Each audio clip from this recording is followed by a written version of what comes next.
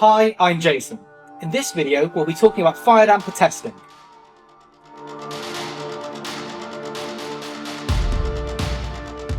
In our previous video, we explained what fire dampers are, what they do, and how they are subject to compulsory testing at least once a year.